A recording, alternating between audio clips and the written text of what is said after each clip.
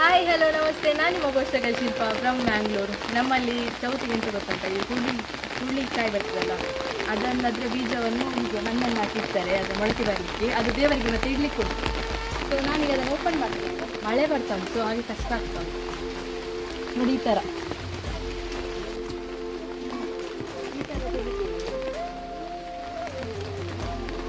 ತೋರಿಸಿದ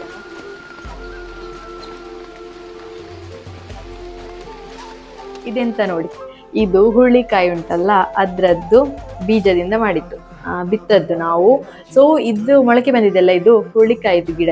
ಇದನ್ನೀಗ ದೇವರಿಗೆ ಪೂಜೆಗೆ ಇಡ್ಲಿಕ್ಕೆ ಉಂಟು. ನೀವು ಬೀಡಿ ನೋಡಿದರೆ, ಬೀಡಿ ಅದರ ಕಟ್ತಾರಲ್ಲ, ಸೊ ಆ ತರ ಇದನ್ನು ಕೂಡ ಹೀಗೆ ಚಿಕ್ಕ ಚಿಕ್ಕ ಕಟ್ಟು ತರ ಮಾಡಿ ಕಟ್ಟಿಟ್ಟು ಪೂಜೆಗೆ ಮತ್ತೆ ಇಡ್ಲಿಕ್ಕೆ ಉಂಟು.